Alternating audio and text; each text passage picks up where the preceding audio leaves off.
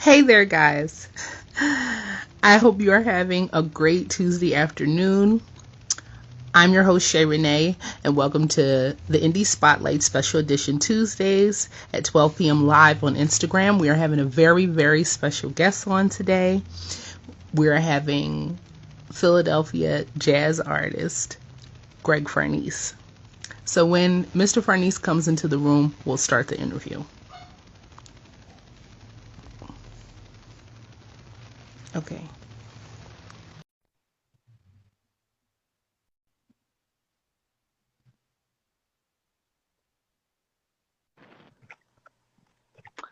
Hey there. Hey. Hey, how are you? Hi, how are you? Good. How are you? How's your day going so far? So far, so good. I'm doing some garden work outside on this beautiful day, and Okay, I, great. I can't see So, can't see can, me. can you see me? No, Oh, you can't see me. I can. So let me see. You can hear me only. Yeah, Let you me sound see if I can wonderful. do this again. Okay. This is the Let world we me. live in now. So, But you still can't see me. Do you want me to go out and start over again? I mean, I would like to see your face. Sure, I know. Yes. Okay, so I'm gonna go out again and start over again All right. until it. Thank you for your Okay. patience. Sure, sure. Okay, let's try this again. We were having a little bit of technical difficulties. I could see Mr. Farnese, but Mr. Farnese could not see me. So we're going to invite him again and see if the camera is working now. So let's see if he can see me.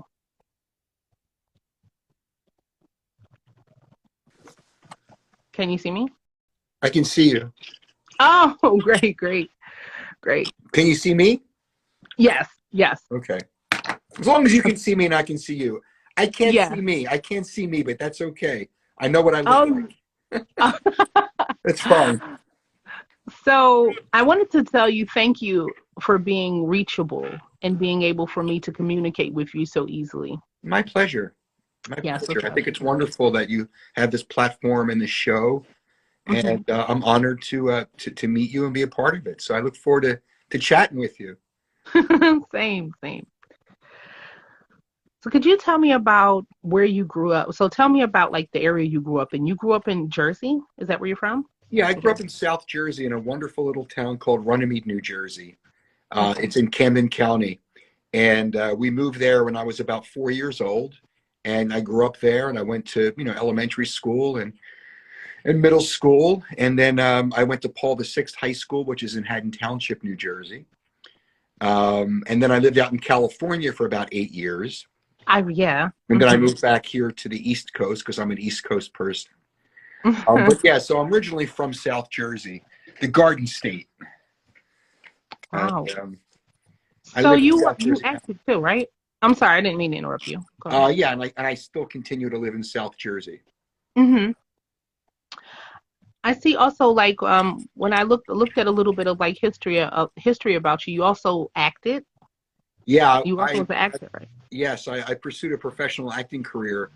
Um, say from 1985 to Hmm. 96, around that time. And I worked on stage and did many plays and worked here in the Philly, New York area. And then I moved out to Los Angeles and worked there. It was just really hard to find steady work as an actor. I mean, I'm sure any actor out there understands that, to make a living as a professional actor, you're like, it's like you're in the 1% percentile making a living. So it was very difficult, but I don't regret it.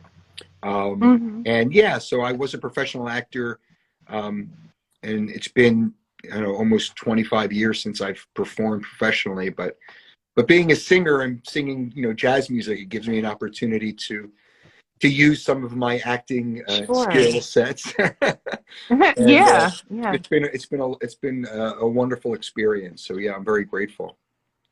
Wow. And your father acted as well, right? Yeah, my father was a professional actor, and Yeah. he was like a local celebrity here in Philadelphia. Had his own television show, his own children's show. Wow. Back when live, studio shows were the fashion on the UHF Yeah. channel. Yeah. And he was in a TV show called Dickory Dock, which was on Channel 48, and then Adam Aykroyd. It was during the Sally Star, Captain Noah era. So I kind of grew up in the entertainment industry. I mean, I was hanging around at TV studios as long as I can remember. So it was inevitable that I would kind of land in that field. So, yeah. Wow. I miss my dad too. He passed away in '94. Oh, I'm sorry. Thank you. I think about him all the time though, especially when I'm performing. Yeah. So. Wow. Where can people actually find you, like your social media platforms? Well, I have a Facebook page. Mm-hmm. And I normally do promote all of my performances. I guess just type in Greg Farnese. It's so easy to find anybody these days, isn't it? I mean, it's not like it used to be.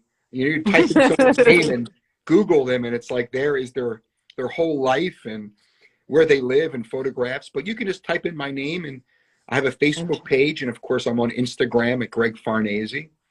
I'm sorry. So I was pronouncing. Excuse me. I'm sorry.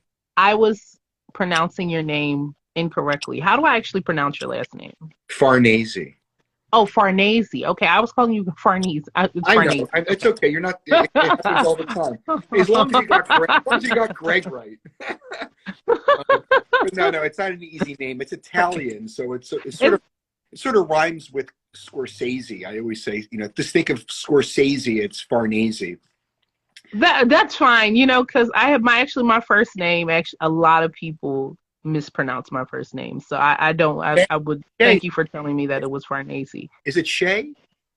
So my stage name, my nickname, where everybody calls me is Shay, and my middle name is Renee. So my performing name is Shayrenee, but my first name is Shahara, and a lot of people Shahara, and a lot of people mispronounce it. So Farnese.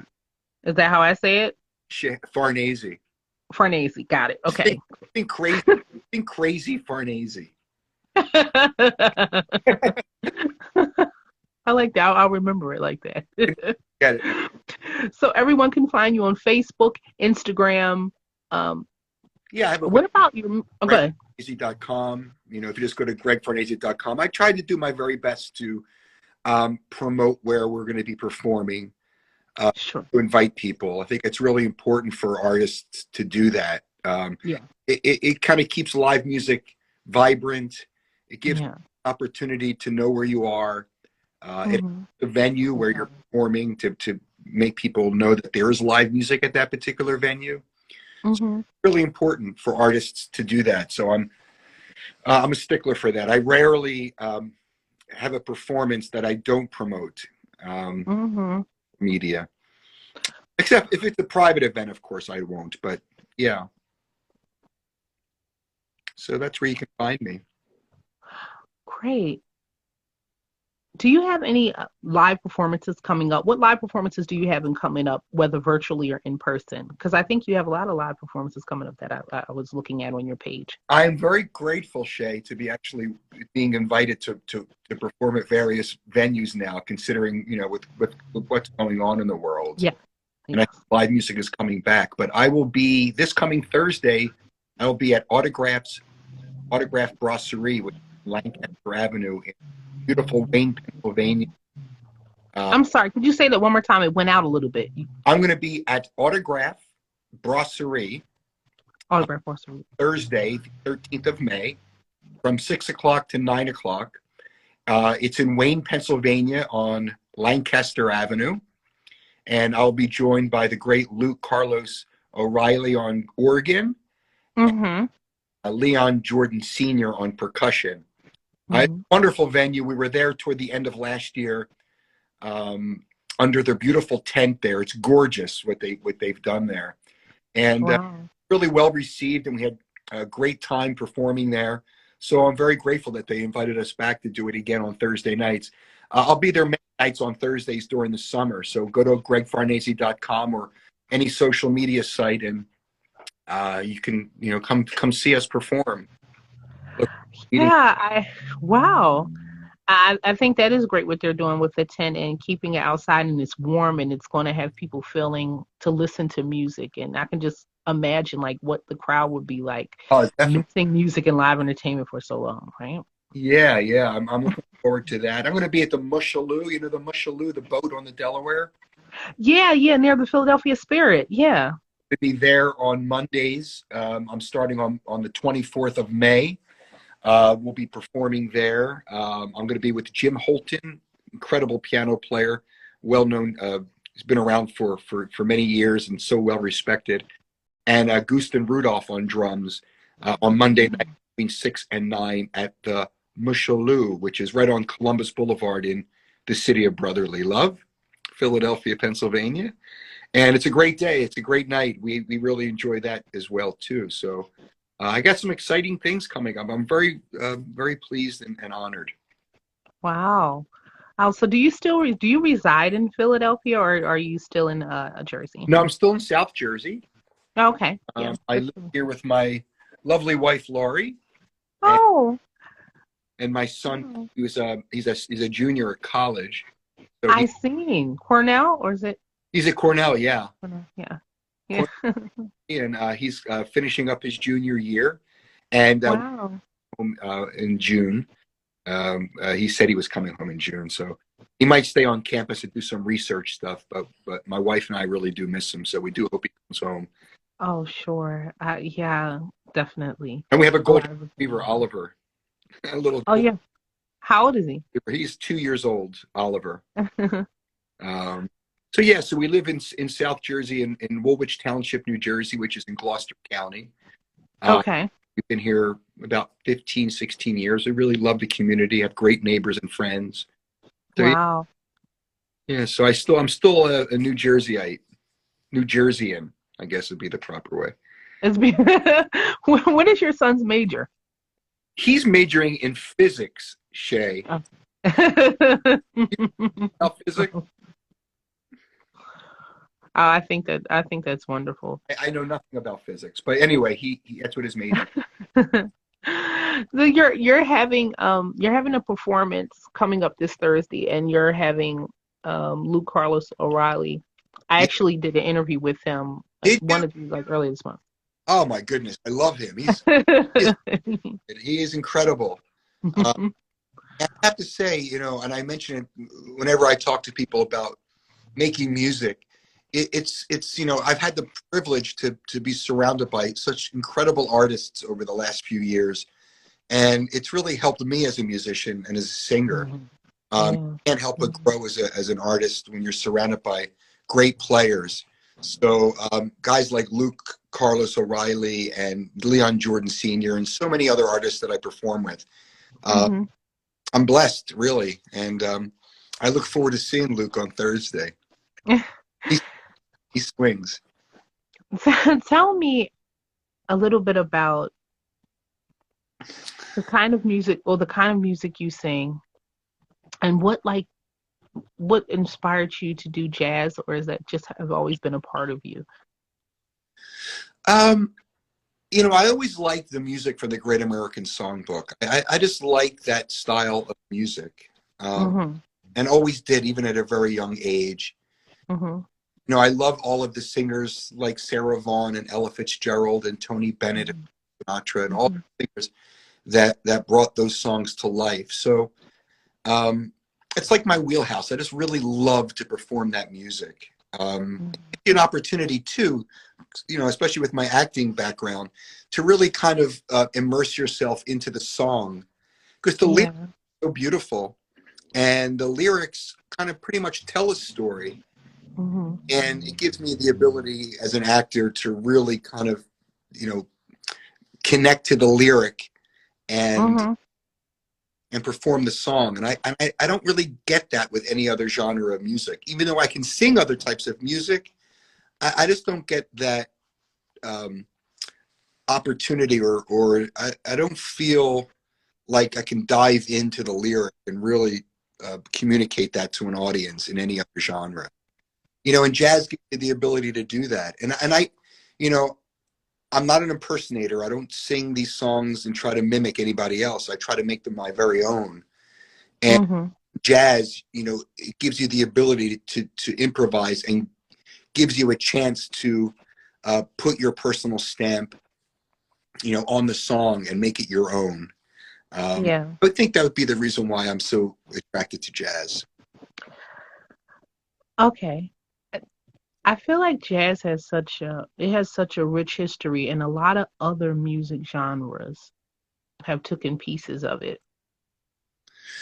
Well, yeah, I mean, jazz is African American is African American music, which is It's indigenous to the United States mm-hmm. of America. So it's an Yeah. art form, and Mm-hmm. and it's been around over 100 years. Yeah. Way back when it was jazz, JASS. It was, Mm-hmm. and you're right. A lot of other genres, rock and roll, rhythm and blues, rap. I mean, all types of genres of music were taken from jazz. Um, Yeah. it's sort of like the main fabric, I think, in many genres of music, even country music. Uh, Mm-hmm. so yeah, so I totally agree with you. It's huge. I would know when I was speaking to Gerald Beasley that I was explaining and talking to him about it being so rich, and like it's a huge part of like Black history. Yeah, It's a huge part of Black history, and I think that's what made me like so really hugely interested in it, looking at it going chronologically through different time periods. of course, yes. I mean, it's I love Gerald too. He's Yeah. I have a story actually. So my mom, we grew up in Philadelphia. I'm still in Philadelphia. And she actually grew up next door to Lee Morgan, the famous trumpeter, and his mom and his brother. And his brother. And I always tell everybody that when I speak to jazz artists or I speak to people at like I was a student at Temple University, actually a jazz vocal major at Temple University for a couple semesters. So I literally always pull out that story. it's, that's really incredible. Yeah. But I've never been to New York. What is it like? Is there a difference performing like jazz in New York than like performing it here, like or performing it in Philadelphia or New Jersey? I mean, yeah, I mean the setup was a little different. I mean, it's New York City, so there's more venues and Mm-hmm. it's just larger, Mm-hmm. just a larger footprint, pretty much. I mean, Okay. Blue Note. I mean, there's a lot of jazz places in New York City that are historical, and there's a lot of history in New York City. But when it comes to performing, Shay, to be perfectly honest, it's you know you kind of, once you start your first song and once you're into it, it doesn't really matter where you are. It's just you just Wow. with it. So as far as performing, it doesn't feel any differently performing in New York as it does in Philadelphia. But Mm-hmm. in our business, it does kind of carry a little bit more prestige. If Mm-hmm. you're opening, at the Lincoln Center in New York City, Mm-hmm. big deal. Yeah. Certain prestige to New York. And I just before the pandemic ended, I was starting to perform in New York City, and I hope I can return there and perform in the Big Apple. I would love that. Sure. A lot of Philadelphia artists that go up to New York City and that are playing, at Smalls, a lot of different venues in New York. So I hope to do that as things get back to normal. Um, so if you had the chance, what artist would you want to work with that you haven't worked with already? That's a great question. Uh, there's a lot of artists in the Philadelphia area. The piano player Orrin Evans is fantastic. Grammy award nominated artist. Uh, Mm-hmm. and I would love to work with Orrin one day in the future. I would say, Orrin, even Gerald, I've never performed, even though I know him very well. Wow. There's like so many I can't really think right off the top of my head. Okay, okay. I know. I was kind of putting you in the spot with that question, but I understand. Um, yeah, they're great. I mean, so much respect for them.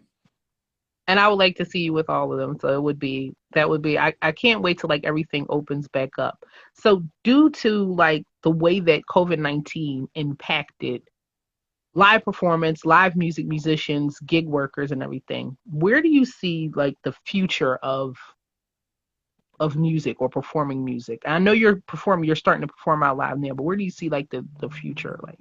That's another question. And I just last week did my first live stream concert at Chris's Jazz Cafe.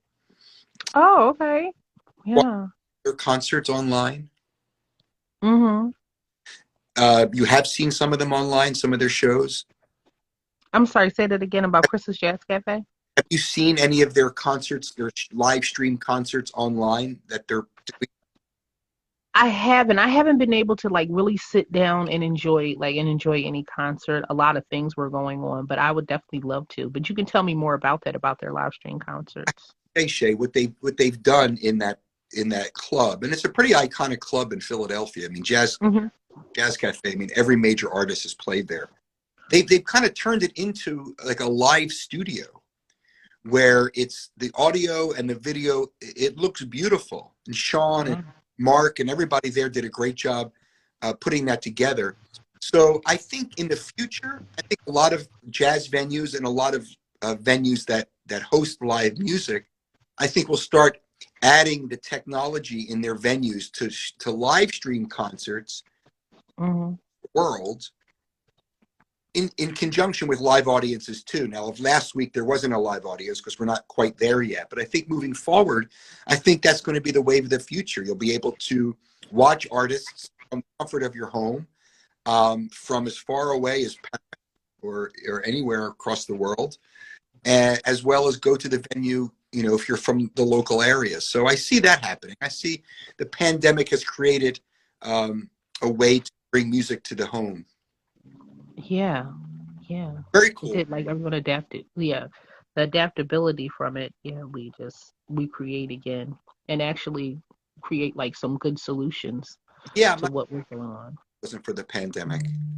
Yeah. What is some of the best advice you would give to someone who wants to start the music business or wants to break into the music business? Or just like some tips that you would give anyone that wants to start? I would say practice every day. Mm-hmm.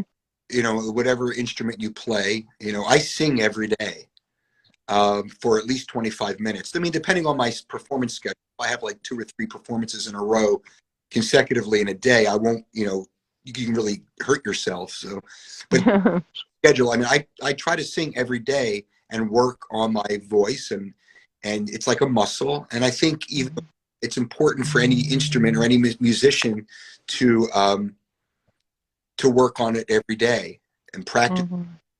And also, I think it's important to go to as many different jam sessions as you possibly can, perform in front of an audience, because there's a big difference between playing a piano alone in your apartment as opposed to for an audience.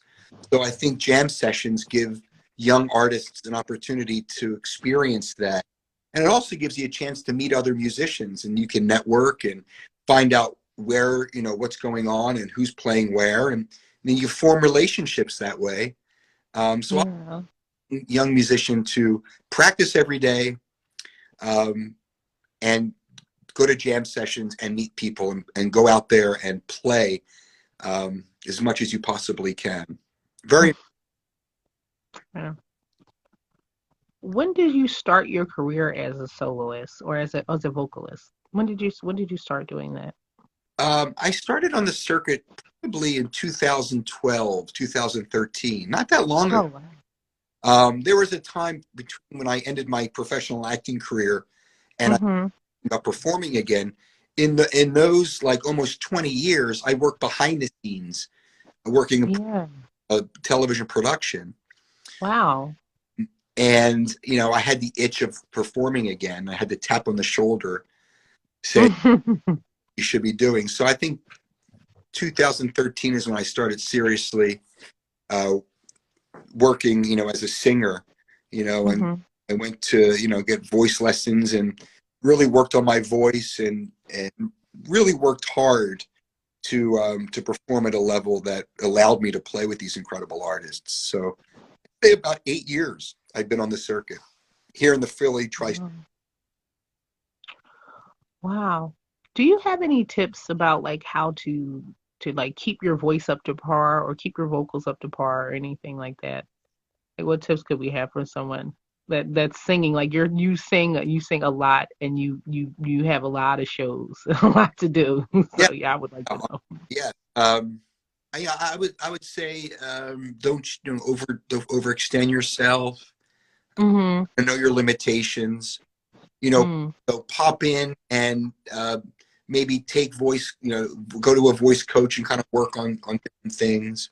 But I kind of stay within your don't overextend yourself. Some singers sometimes feel that they have to sing louder. Overstraining yourself, especially some of these places where, there's a lot of noise sometimes. Yeah. And when I first started, it was really difficult for me to deal with that. It's like stations and I'm singing a ballad, but I've learned that, you just kind of have to stay within your space and let the listener kind of come to you as opposed to you trying to go out to the listener, you can really hurt yourself. So I would say, stay within your comfort zone, constantly work on your voice, and drink tea and honey, all those drink plain tea things. Yeah, you're a singer. Yeah. You're always welcome to come to one of the shows too, Shay, and come up and sing a tune if you'd like. Well, I was going to say, like, hopefully one day I'll work with you in some way, shape, or form, either singing, talking to you, or just dancing, experiencing your show. Dancing. I'm willing to learn. I'm glad to know that you're a singer. It's awesome. Yeah. This is normally the time when I ask my guests if they want to ask any questions about me. Like, do they have any questions for me? I would like to ask. I'm glad you asked that because I'm about you. Like, where are you from? How did you start the show? And makes you so interested in wanting to interview other people? So, I've been born and raised in Philadelphia. I've been here all my life so far, and I start at Community College of Philadelphia in 2014. I graduate in 2018 with an associate's degree in music vocal performance. And I go to do 3 auditions at 3 different colleges. I want to call them Pennsylvania colleges or colleges in the area: U of A, Westchester, and Temple University. I picked Temple University. And I went there for music education, but I quickly transferred over within like a week or two to jazz vocal performance. And I start meeting the staff, start meeting teachers, I start meeting classmates. And I start looking at the history and I start loving it and start talking about it. And I really get immersed in it. It just has so much good things to offer about it. Yeah. So I stayed there for like about 2 semesters. I leave to go and try to pursue like singing and performing out. And I almost like got signed to a record deal. So I stopped doing that, stopped performing out, and I started doing all like studio work to start making like LPs and stuff like that. But then after I created a certain amount of music, I found out that I wasn't getting the record deal. Oh. So then after I had I had to deal with that. And then after when did the pandemic starts last March. So the pandemic starts last March, and I was thinking to myself, as people are going through all these different type of things, a lot of different things happened between my family and stuff like that. And I say, I want to finally use my platform to make a place where independent artists and people from my area and surrounding areas, just in cities and stuff, who are I don't see enough of them. We don't see enough of the good things that happen around us. Influencers, restaurant owners, bar owners, singers, dancers, personalities, comedians. And I'm like, I can open up my platform and do this. And I started in February 2021. And so far I've Fantastic. That's fantastic. It's awesome. yeah. So that's pretty much about me. But I do love music, and I love music, and I used to love like the just like sitting down and looking at someone's biography. And I was trying to see like if I could find like a biography that was about you. Like online like online. I read a lot of things about you, but I was trying to find out like if I could find that. So that's just a little bit about a Yeah. little bit about me. Well, now, who are some of your favorite singers? Some of my favorite singers. It's so funny because it's hard for me to pick a favorite singer. But I listen to Anita Baker. Lately I've been listening to Hosier. I listen to older gospel artists. I listen to older rock. I can't even think about it. I can listen to like Janis Joplin. I can listen to Pearl Jam. I can listen to I can listen to Billie Holiday and Ella Fitzgerald. I can't. I listen to so much No, different I stuff. know. I can listen to Nirvana. I can listen to rap. I can listen to Kendrick Lamar. It's just so much stuff. It's such I a know. variety. I know. It's like I have a wide palette. I like everything from rap to opera. I mean, Yeah. I like it all. So that's great. Yeah. I think that's important as an artist to experiment and listen to Hmm. all genres of music. Um, Yeah. but that's great. Now, do you have any brothers and sisters, or do you have like family locally? So, so I have an older sister. I have an older sister, and she does like business.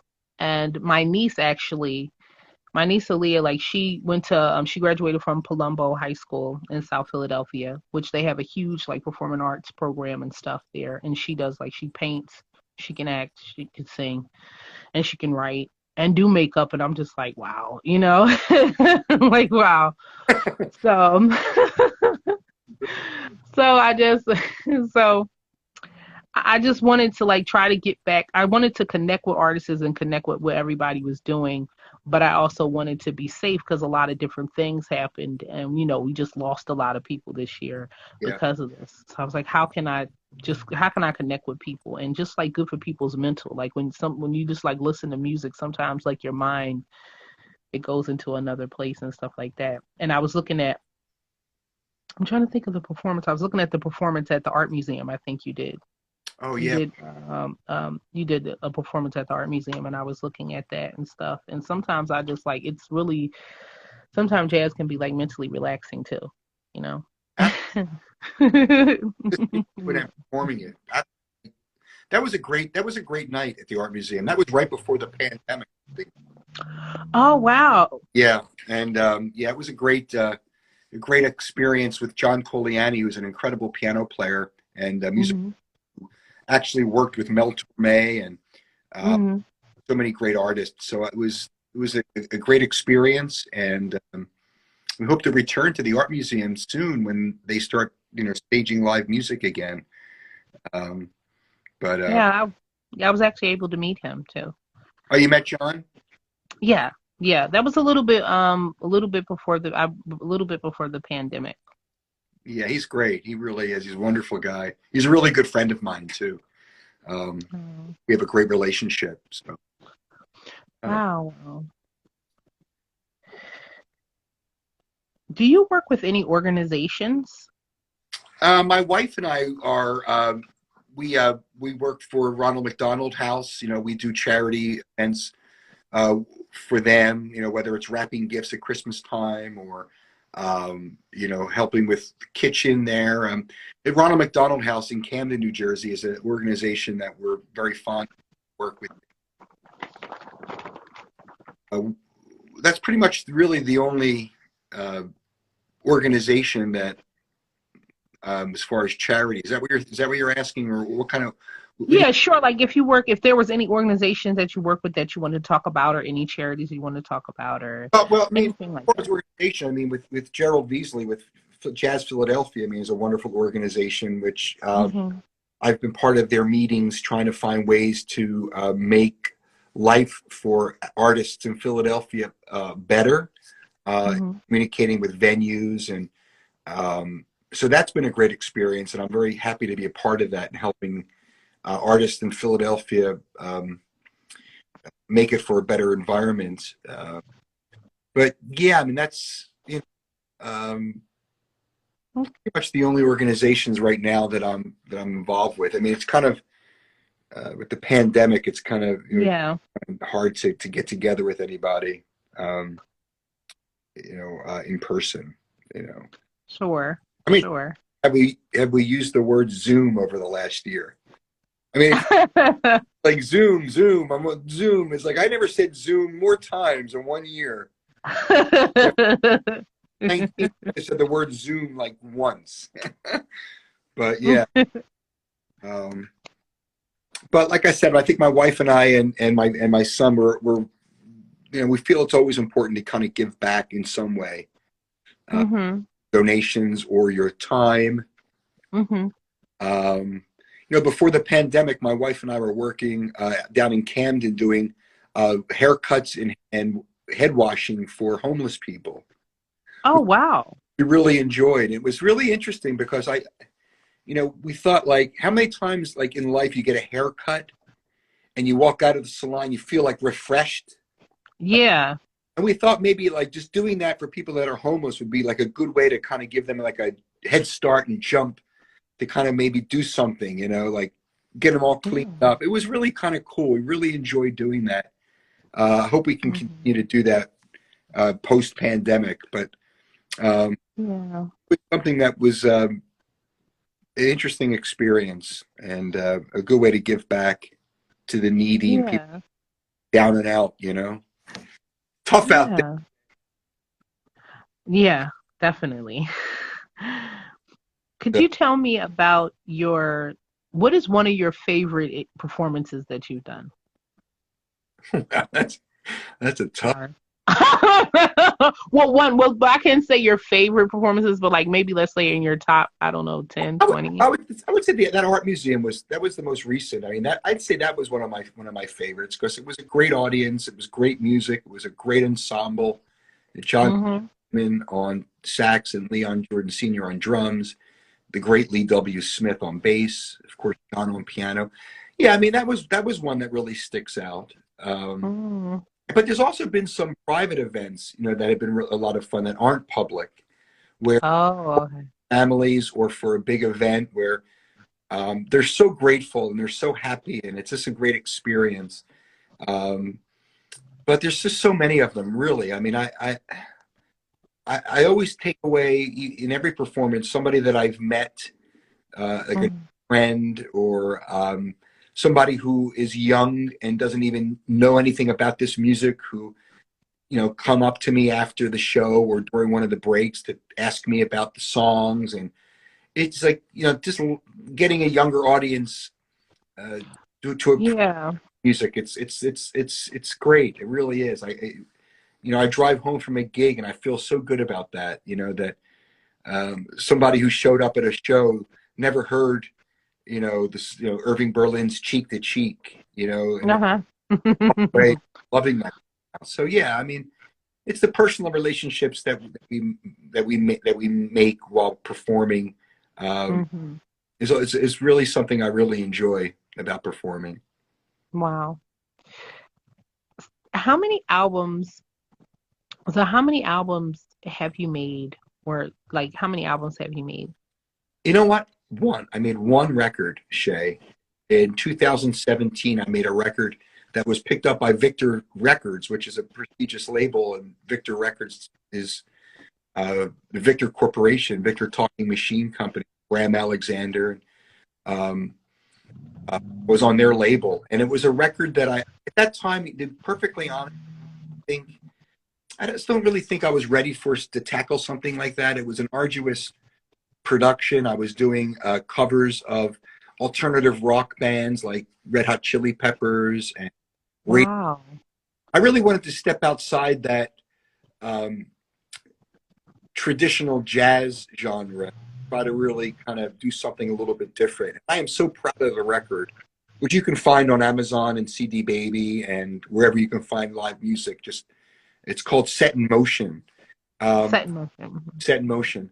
I'm really proud of the record, but looking back on it, I really don't think I was quite ready to tackle something like that. So that being said, you know, I look forward to making another record. I'm not really quite sure when I'll be doing that. I also wrote my own music as well, my own original songs with a very talented songwriter, Alan Gardner. We 6 songs that we were going to perform live 3 days before the pandemic. Oh, wow. But yeah, so I'm looking to make a record with my original music soon. It's just a matter of making sure that everything is safe and you know, we get an opportunity to work on the tunes and I get the ensemble together. So I've only made one record, but another one is right around the corner. So, and of course, I'll post it when that all happens. Wow. I'll be definitely looking forward to that. So we can find your music on Spotify, iTunes, like is it on all streaming platforms like music by your like covers you're doing or your renditions of yeah, I mean most you can find probably on my site, on my website or social media. The record, like I said earlier, is on Amazon and CD Baby and iTunes. But my original music, I haven't recorded that yet. Only Alan and I wrote the music for a larger ensemble, a larger band with maybe 7 to 11 pieces. Okay. So I want to do the songs justice. You can kind of go on YouTube, on my YouTube channel, and I did record maybe 3 of the 4 of the songs that we wrote, but it's just me on the piano. I'm not a very good piano player, but I perform them myself, singing myself on YouTube. So you can go to Greg Farnese's YouTube channel and you can see some of the songs in a very, very bare bones presentation. But like I said, we haven't put everything together yet to put it online. But that's coming soon. I'm looking forward to that, actually, making these songs. I'm very proud of them. Wow. Forward to having them. Do you have any studio tips, like as far as an artist going in the studio, what they should do or what they should be like prepared for? Because I haven't been like in the studio as much as I would have liked to. I know a lot of things happened, but. Well, I mean, I would say, as you know, studio time is money. I mean, it's costs money, on an hourly basis. So I would say to any musician going into a live recording is to rehearse as much as you possibly can outside the studio. So get into the studio to record. There's, you guys are tight. Everybody knows what's going on and everything is tight and you can perform the music without, a lot of stop downs and changes, because then now time is going by and it's becoming very costly. So from an economic standpoint, I would say be prepared before you go in the studio with the entire ensemble so that you could, make it sound, the more you rehearse, of course, the better it sounds, but also the money. So I would say rehearse. Studio. And then once you get there, since I only did one record and I didn't have much experience as a recording artist at the time, it's a lot different than performing live. And you know that as you're doing it. So sometimes you have a tendency to want to keep doing it again because you're not really happy with it. And you have to kind of be not so strict when it comes to that and kind of trust the engineer and the producer that particular take was really good. And, don't be so self-conscious about, I think I can do it better. Let's try it again. Let's try it again. Let's try it again. Yeah. And beat it into the ground to the point where Mm-hmm. it sounds nothing as good as the first take. So Mm-hmm. I would say to maybe, be more accepting of the work that you're doing rather than having to edit everything, in your head. And so that would Mm-hmm. be more free, make it more like a live performance. Because when you perform live, it just goes right out to the universe. It's never coming back. So Right. It's never the same. It's always different every time you perform live. yeah, I mean, you can't, that's it. I mean, it's out there, and Right. stop and do it again. Mm-hmm. So that can be tricky. Yeah, that perfectionist spirit comes in when Yeah. you're a musician. You'll just, like you said, you'll beat yourself over the head with the same thing over and over and over and over and over again. 854. Feeling like 854. At take 54, it's costing you money. It's like 2 hours Yeah. one tune. So Yeah. yeah. And like I was looking at like how jazz performers recorded like their albums and stuff in studios, and sometimes they, like you said, they didn't have that many takes. Like that's it. Yeah. Like, I think Miles Davis. I mean, there's a lot of like prolific jazz artists that mm-hmm. just did it in one take and moved on to the next one. Yeah, they was like, yeah, Experience, though. I think that really comes with experience. I think the more yeah, you record, the more you're used to the environment and being in a booth alone. It's a yeah, different setup. I think the more experience you have, the more willing you're able to kind of let things lay on the tape and kind of move on to the next tune. So yeah, you're right. Absolutely. They just keep like they do it like a whole album in 2 days, yes. And what tips or advice would you give an artist about working with other artists? What is some tips and advice you give about working with other artists? I think consistency is important. I think, a few times, I've, in performing live, a lot of times, other musicians have to sub out or they can't make it. So they have to maybe replace themselves with another musician who I've never met. I mean, sometimes I've met the bass player for the very first time at a gig. There's a lot of listening and a lot of learning, different styles, as you're doing it. But, by the end of the night, there's sort of a nice connection between you and that person you just met the previous 2 hours for the very first time. So as you perform, the more you perform together, the more you kind of get used to each other, their style. And so I would say my advice working with other musicians is, try to keep it consistent. And the more you play together and rehearse together, there's more of a can't think of the word, but like connection or yeah, being able to feel and kind of an intangible relationship you have with another artist that comes with playing with them consistently. So wow, that's what I think about jazz too. It's like it's not it's not strange to have different ensembles, different times. Like I don't play with the same musicians all the time. Where in other genres, rock and roll, for example, it's the same band all the time, and it's kind of like mundane after a while. Same people all the time. There's something great about it. I mean, you're really tight and you know each other really well, but you kind of lose that excitement and that opportunity to improvise with new artists. I like to do that. I like to kind of mix it up every once in a while and play with different instrumentation and different ensembles. It's kind of exciting, wow, doing it live, yeah. It's like, hi, nice to meet you. 1, 2, 3, and off you go. Like,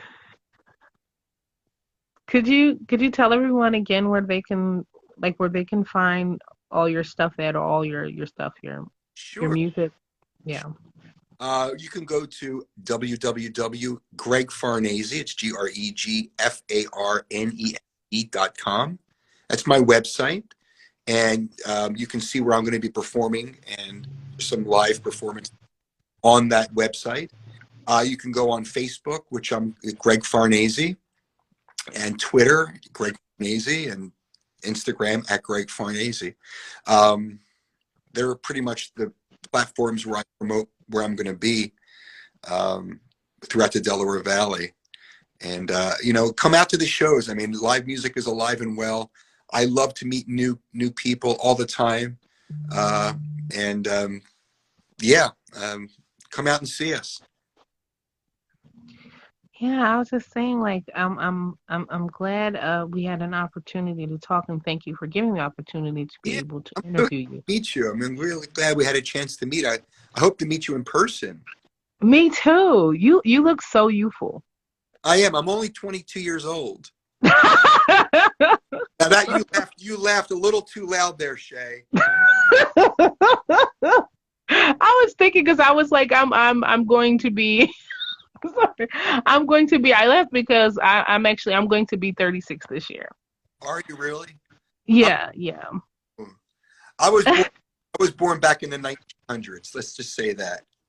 Okay, we'll just leave it at that. It's the bald head that makes me look so youthful. It's working. Not shaving the beard. I'm only growing the beard because it's the only place above my shoulders where I can grow hair. So I'm gonna. I just like feeling it. It's like Well, you look great, and you have a really great personality. And is there any other thing? Is there any other like questions you wanted to ask me, or anything else you wanted to say before I wrap up the interview? I'd like to ask you this question. And I'd like to ask, a lot of people this question. Okay. Where do you see Shay in 5 years? What will you be doing? Where are you heading?